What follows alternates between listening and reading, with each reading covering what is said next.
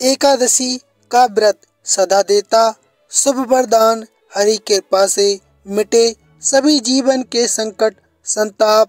धर्म मार्ग पर जो चले पाए सुख, धन संपत्ति और संतान। पुत्रदा व्रत की महिमा जग में पूजित गान। हरे कृष्णा पुत्रदा एकादशी केवल व्रत ही नहीं है, बल्कि ये जीवन में सौभाग्य की प्राप्ति का एकमात्र माध्यम है। ये दिन भगवान विष्णु की भक्ति और उनके चरणों में समर्पण का प्रतीक है। आइए आज पुत्रदा एकादशी कथा श्रवण करते हैं। अपने हृदय को भक्ति और आशीर्वाद से पूरित करते हैं। कल्पना कीजिए उस भव्य दृश्य की जब हस्तिनापुर के महल में धर्मराज युधिष्ठिर अपने सिंहासन पर विराजमान है। महल के चमचमाते कक्ष, रतन जड़ित दीवारें और सुगंधित पुष्पों से सजी वेदी सब दिव्यता का अनुभव करा रहे हैं। राजा के आसपास सभासदों की पंक्तियां सजी हैं और गूंज रहा है मृदंग बीना का मधुर संगीत। तभी सभा के मध्य श्याम वर्ण भगवान श्री कृष्ण अपने तेज और सौम्यता के साथ प्रकट होते हैं। उनके मुख पर मोहक मुस्कान है और करुणा से भरी है उनकी मधुर वाणी। ये शुभ क्षण धर्मराज युधिष्ठिर के प्रश्न और श्री कृष्ण के उत्तर के रूप में अब हम सभी को पुत्रदा एकादशी की कथा की ओर अग्रसर करता है। धर्मराज युधिष्ठिर भगवान श्री कृष्ण से बोले, हे श्री कृष्ण, आपने शुभ वाणी सफला एकादशी का वर्णन किया। आप कृपा करके शुक्ल पक्ष की एकादशी का महत्व भी बतलाइए। उसका क्या नाम है, कौन सी विधि है और उसमें किस देवता का पूजन किया जाता है। तब भगवान श्री कृष्ण ने इस प्रकार कहा, हे राजन, पौष के शुक्ल पक्ष की जो एकादशी है उसे मैं बतलाता हूँ। ध्यान से सुनो महाराज, संसार के हित की इच्छा से अब मैं इसका वर्णन करता हूँ। हे राजन, अन्य एकादशी व्रतों की विधि से यत्न पूर्वक इसका व्रत करना चाहिए। इसका नाम पुत्रदा है और ये सब पापों को हरने वाली उत्तम तिथि है। समस्त कामनाओं और सिद्धियों के दाता भगवान नारायण इस तिथि के आदि देवता हैं। चराचर प्राणियों सहित समस्त त्रिलोकी में इससे बढ़कर दूसरी कोई तिथि नहीं है। पूर्व समय की बात है, भद्रावतीपुरी में राजा सुकेतु राज्य करते थे। उनकी रानी का नाम चंपा था। राजा को बहुत समय तक कोई वंशधर पुत्र नहीं प्राप्त हुआ, इसलिए दोनों पति पत्नी सदा चिंता और शोक में डूबे रहते थे। राजा के पितृ उनके दिए हुए जल को शोकोव्यास से गर्म करके पीते थे। राजा के बाद और कोई ऐसा नहीं दिखाई देता था जो हम लोगों का अर्पण करेगा। ये सोच विचार कर पितृ भी दुखी रहते थे। एक दिन राजा घोड़े पर सवार होकर घने वन को चले गए। पुरोहित आदि किसी को भी इस बात का कुछ पता नहीं था। मृग और पक्षियों से सेवित उस सघन वन में राजा भ्रमण करने लगे। मार्ग में कहीं सियार की बोली सुनाई पड़ती थी तो कहीं उल्लू की। जहाँ तहाँ रीछ और मृग भी दिखाई दे रहे थे। इस तरह घूम घूम कर राजा वन की शोभा को देख रहे थे। इतने में ही दोपहर हो गई। राजा को भूख और प्यास सताने लगी। अब वे जल की खोज में इधर उधर दौड़ने लगे। किसी पुण्य के प्रभाव से उन्हें एक उत्तम सरोवर दिखाई दिया, जिसके समीप मुनियों के बहुत से आश्रम थे और सौभाग्यशाली नरेश ने उन आश्रमों की ओर देखा। उस समय शुभ की सूचना देने वाले सुकून को महसूस करने लगे। राजा का दाहिना नेत्र और दाहिना हाथ फड़कने लगा, जो कि उत्तम फल की सूचना दे रहा था। सरोवर के तट पर बहुत से मुनि वेद पाठ कर रहे थे। उन्हें देखकर राजा को बड़ी प्रसन्नता हुई और वे घोड़े से उतरकर मुनियों के सामने खड़े हो गए और फिर अलग अलग उन सब की वंदना करने लगे। वे मुनि उत्तम व्रत का पालन करने वाले थे। तब मुनि बोले, हे राजन, हम लोग तुम पर बहुत प्रसन्न हैं। राजा बोले, आप लोग कौन हैं और आपके नाम क्या हैं और आप लोग किस लिए यहाँ एकत्रित हुए हैं? ये सब सच सच आप हमको बताइए। तब मुनि बोले, हे राजन, हम लोग विश्वदेव हैं। ये स्नान करने के लिए हम आए हैं। माघ निकट आया है। आज से 5वें दिन माघ का स्नान आरंभ हो जाएगा और आज ही पुत्रदा नाम की एकादशी है, जो व्रत करने वाले मनुष्यों को पुत्र देती है। तब राजा ने हाथ जोड़कर कहा, हे विश्वदेव, यदि आप लोग मुझ पर प्रसन्न हैं तो मुझे पुत्र होने का वरदान दीजिए। तब मुनि बोले, हे राजन, आज के दिन ही पुत्रदा नाम की एकादशी है। इसका व्रत बहुत विख्यात है। तुम आज इस उत्तम व्रत का पालन करो। हे राजन, इसकी कृपा से आपको पुत्र अवश्य प्राप्त होगा। भगवान श्री कृष्ण कहते हैं, हे युधिष्ठिर, इस प्रकार उन मुनियों के कहने से राजा ने उत्तम पुत्रदा एकादशी व्रत का पालन किया। महर्षि के उपदेश के अनुसार विधि पूर्वक पुत्रदा एकादशी का अनुष्ठान किया। फिर द्वादशी को पारण करके मुनियों के चरणों में बारंबार मस्तक झुकाकर राजा अपने घर आए। इसके कुछ ही समय बाद रानी ने गर्भ धारण कर लिया।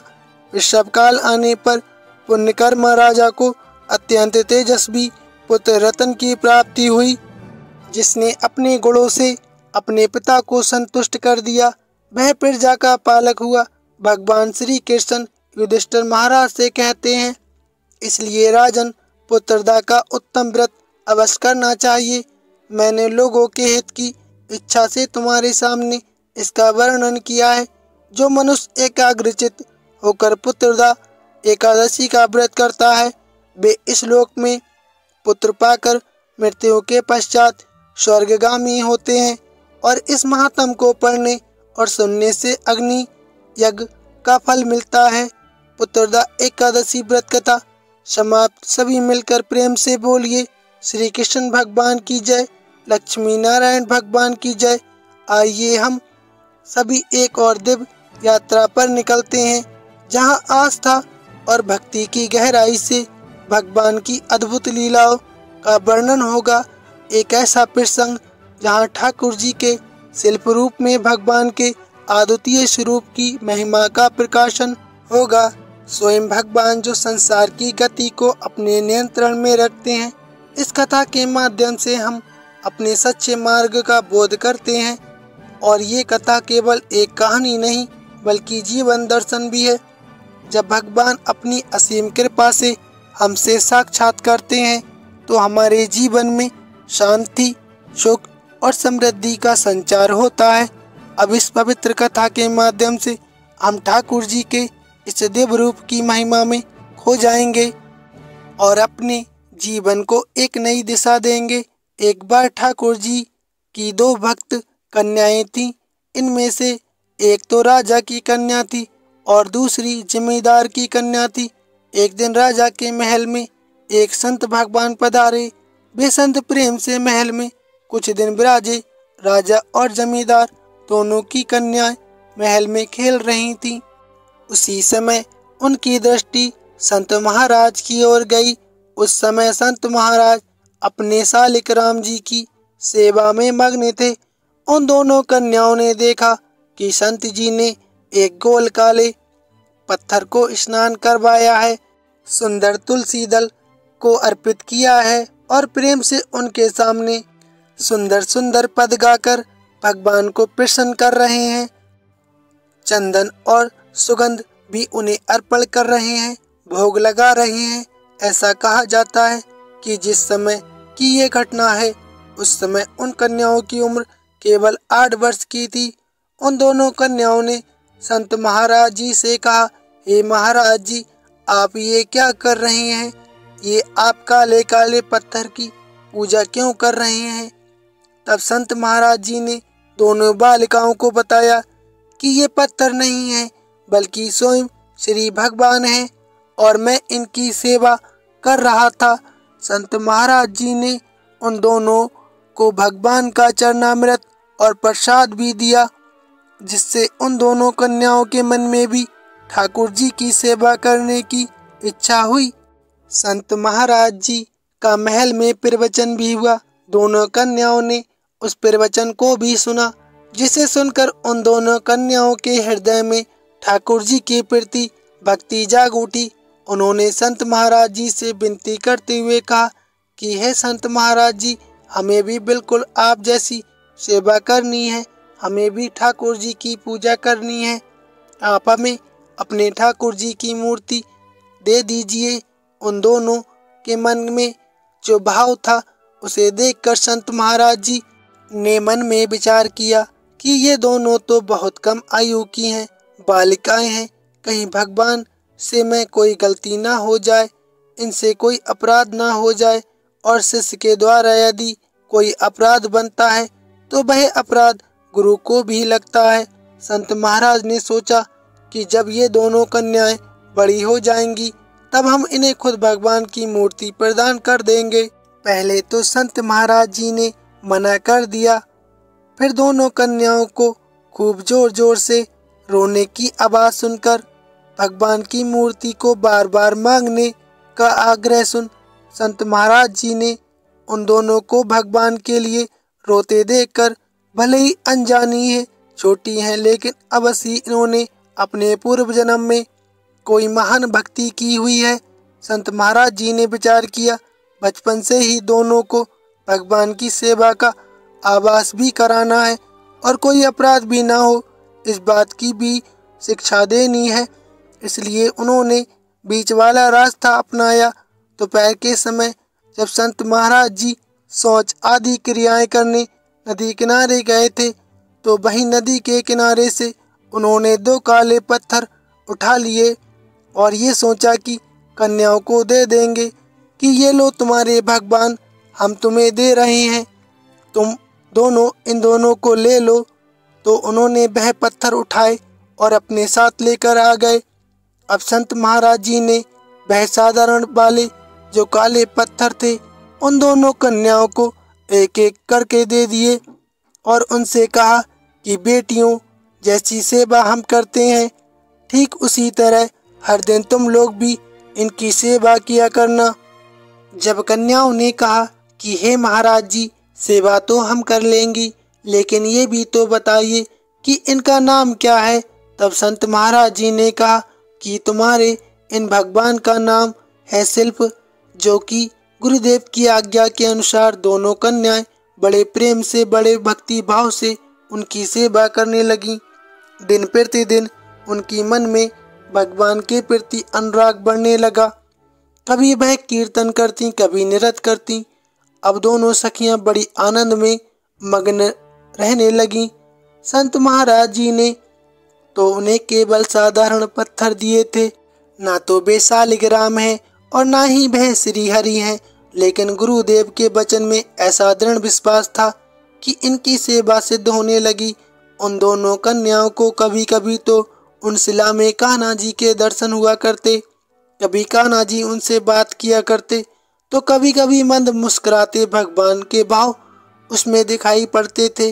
अगर कोई भक्त शुद्ध सरल भाव से उनकी सेवा करे तो ठाकुर जी तो उन पर रीझ ही जाते हैं। इस तरह वो दोनों कन्याएं नाम जप करती, संत वाणी का गायन करती, कीर्तन नृत्य करती, सारा समय ठाकुर जी की शिल्प सेवा में मग्न रहती। उन्हें तरह तरह की कथाएं सुनाया करती। जमींदार कन्या के 2 भाई थे। दोनों भाई बड़े बलवान थे और उनके पास धन भी बहुत था। धन और संपत्ति के कारण दोनों भाइयों में बड़ा बैर था। दोनों एक दूसरे से सीधे मुंह बात तक नहीं करते थे। प्रेम तो बहुत दूर की बात है। उन दोनों के लड़ाई झगड़ों की बात देख देख कर गाँव वाले ने दोनों भाइयों को समझाया कि अगर आपस में साथ साथ रहोगे, लड़ाई झगड़ा नहीं करोगे, तो सुखी संसार, सुखी जीवन व्यतीत करोगे, और अगर एक दूसरे से दूर रहोगे तो लड़ाई झगड़ा कम ही नहीं होगा, और ये हो भी नहीं सकता, बिल्कुल भी नहीं हो सकता। ना तो बड़ा भाई सुख रह सकता, ना ही छोटा भाई सुखी रह सकता। रोज रोज की लड़ाई झगड़े से परेशान होकर बड़ा भाई अपना गांव छोड़कर दूसरे गांव में चला गया और वहीं बस गया। लेकिन उसके हृदय में जलन थी कि मेरा गांव मुझसे छूट गया, घर संपत्ति छूट गई। अवसर पाकर मैं तो छोटे भाई पर जरूर आक्रमण करूंगा।